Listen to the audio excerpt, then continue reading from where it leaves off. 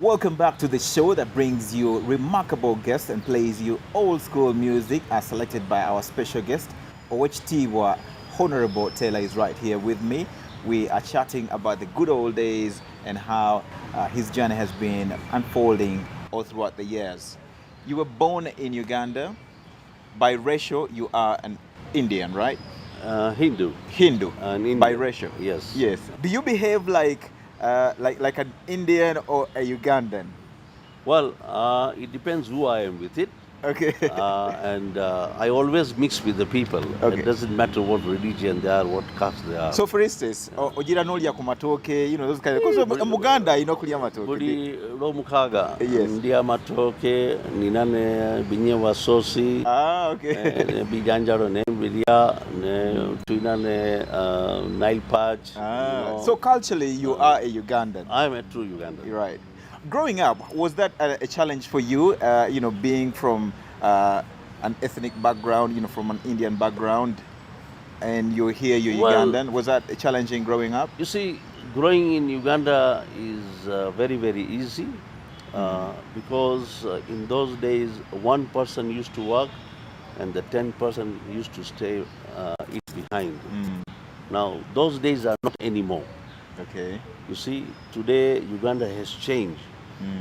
If Mr. and Mrs. and if the children who are grown up and if they do not work, there is no way you can have your good life because the life has changed. In our days, we never used to look at the branded cloth like One Hussein, okay, right. Real Brook, because those days if you want to buy a Real Brook shirt, you may end up paying 120 or 140 shillings. So you were not bothered about fancy things, material things, never. Cars, nice clothes, nothing like that?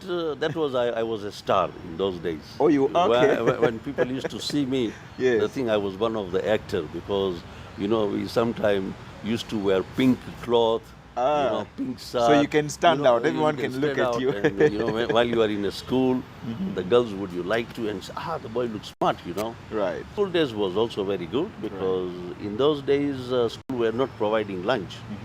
You used to take your packed lunch. Right. Today most of the schools gives you bijanjaro. They have kind. And then you got magi, and then you got binyewa, and ugali. Right. All those things. I know. Gatufuna musomero. Things are quite changed a lot. Things have now really changed. It was a So good the education system has really changed a lot. Education has changed a lot, and I think the education we had in our days was very difficult. Why do you think it has changed, drastically like that? Because if it's the level, it's gone from that to, to really the bottom. Now the things have changed because you can get books, you can use calculator. In our days there was no calculator. The figures are all in head. Right. Like when I was in the shop doing the business of 20,000 shilling a day, there was no price labeling at all. It wasn't there? Everything is in our mind. Today now everything is price label. The calculator is nearby. So the life is. You can even go on the internet and Google something. And the life has changed Right. because the educational materials are more than what we used to have in our days.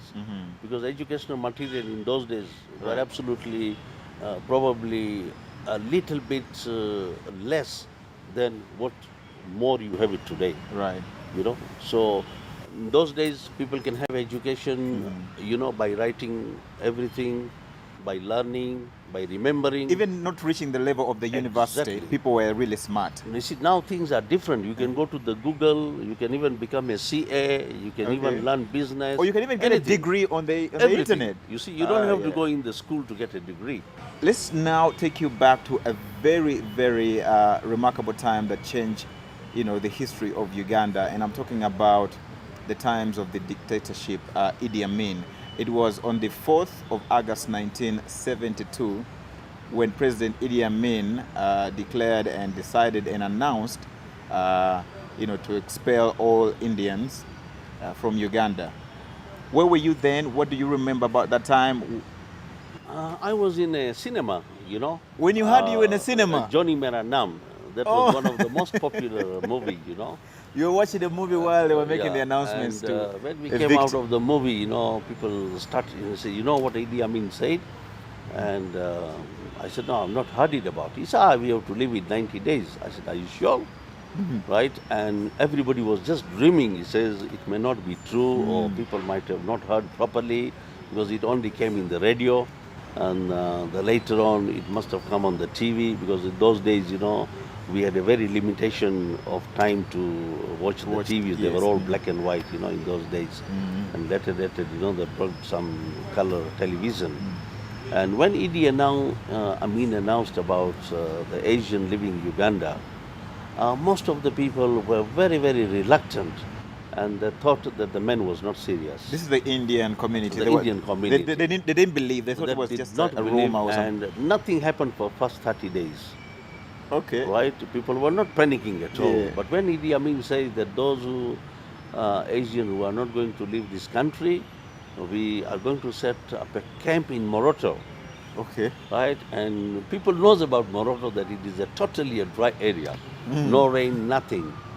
And then suddenly, I don't know what happened. He says the Uganda citizen who are holding the Ugandan passport, they also have to leave. Now that is where meaning that people like you, yes, who were like born here, myself, who is a Karim, Ugandan citizen, yes, you also had to leave. That's it, they also have to leave. Now that is when seriousness came in, and that is His Highness the Aga Khan also flew to Uganda. He flew to Uganda here,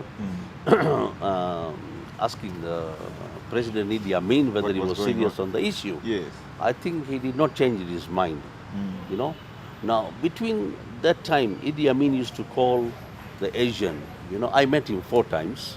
Personally, yes. And he called us at Kalolo airstrip, and he says, my brothers, I'm sorry, you people have to leave because you are smuggling. And he said, these are the evidence. He shows the envelopes where there was some currency in it, and he says, you are sabotaging the economy of this country. Right. You want the sugar, it is not there, but when the Muindi goes, he gets it from there. So all sort of things. So he said you were robbing the country, you were stealing the world. We are milking the cow of the Uganda. And people really then took it very seriously. Honorable Taylor, before we jump into the next song here, what do you remember most about Idi Amin? What I remember about Idi Amin is so many of his speech, the broken English, and we sometimes used to laugh and says we don't know how Amin became a president. Yeah. Because the way he used to talk and the way he used to act, his hands are always like this. And like he's about to fight. Yes, about to fight. And what we used to love is for him to drive on his own. He had that Citroen car. Yeah. And then I think he had a Land Rover, Sometimes he comes in town. He would drive on his own. Go around the streets of Kampala. And the good part of it, that he did not have that big security. Like we see today, 20 cars in the front and 10 cars and the ambulance and what so on.